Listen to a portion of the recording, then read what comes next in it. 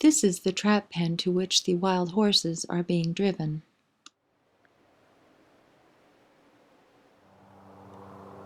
Oh, they are far away. As I observed while filming, yes, they are far away, and they're also running. They're not trotting. They're not walking. BLM likes to say the horses come, trot, and walk, and come in at their own pace. Well, their own pace is often a canter and a gallop to try and evade the helicopter. There is no time limit or distance limit to the amount that a helicopter can drive horses. These horses are soaked with perspiration. It's about 20 degrees. We've heard the helicopter working them for the last 2 hours. I was appalled at the BLM person in charge's comment that the longer the better because they come in walking. Never mind potential dire consequences for a sustained chase over rough ground. My next view of the horses was this surprise appearance since we can't see the mouth of the trap because of our assigned observation point. Oops, overshot.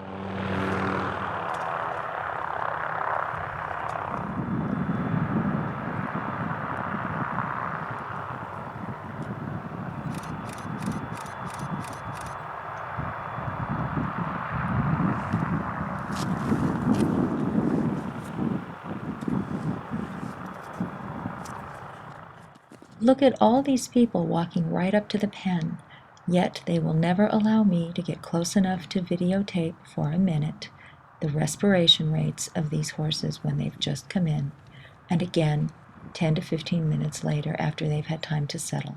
It never happens. I'm supposed to be reassured by the fact that an APHIS vet is taking respirations. Well, that same APHIS vet stood by and watched, saying nothing, while burros were hot-shotted repeatedly.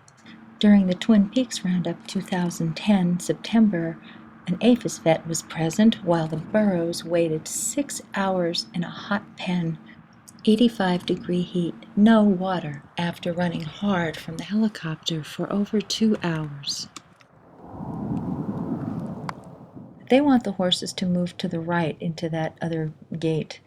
And yet there's a guy standing there with a flag telling the horses basically to stay away from that area. Look at that. Look at that. Now they have to squeeze by him. It's absolutely ridiculous, the lack of horsemanship skills that we're seeing here. This has only succeeded in getting the horses really agitated, and now they want to cram them into a trailer. This is when injuries happen, because horses in their fear are crashing around and not mindful of what's in front of them or what's behind them. Fortunately, there's just a small number of horses here. Continuing to pressure a horse whose legs are shaking with fear is the kind of behavior that causes these animals to fling themselves over the fence or throw themselves into the fence, breaking their necks.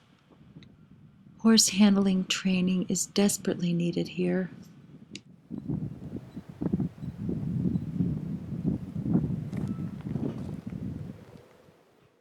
I want to say it's entirely possible that this crew resorted to using a hot shot. They are known to use them frequently. You can see the horse kick out here, and her legs are shaking. I hope I'm wrong.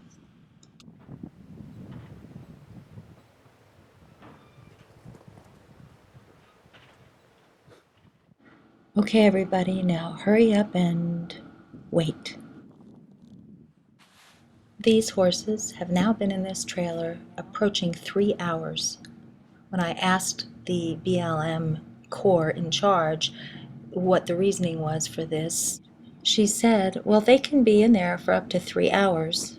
We don't have a full load yet. These horses had run hard and long, over 2 hours, with no water yet. Now you can see right in the middle of the screen the second and last catch of horses this day. The helicopter's been out for 3 hours now. We have no way of knowing how long or how far these horses have come. Look at the helicopter and Correction. We have a sure way of calculating with certainty the minimum distance the horses would have come, but BLM refuses to use or provide the GPS coordinates in order to do so. These horses have no fight left. They are spent. That youngster in the back is struggling to keep up, enduring.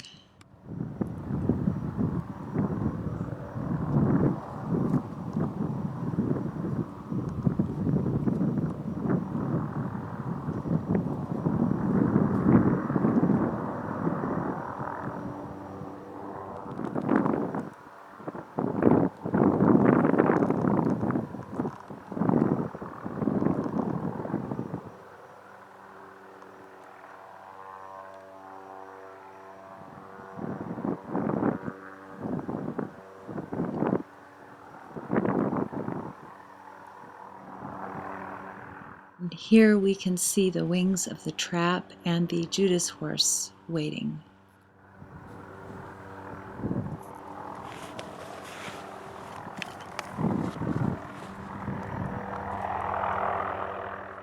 I don't think this is the first time their stallion has been rounded up. He just tried to evade the mouth of the trap and the pilot cut them off. You can see by the way they're moving, they know they do not want to go into the funnel, but they are spent and do not have a choice, and they know it. The lead wild horse and burro specialist from Washington, D.C. is present, and we are seeing best foot forward on the part of this pilot who is hanging back. Ooh, youngster just had to jump sideways over likely a large rock. Characteristic of all the roundups I've seen, the footing is really challenging with large rocks throughout the earth mixed in with the sage, which in the wild kept their hooves nice and trim, but over which these horses have just run for probably the last time.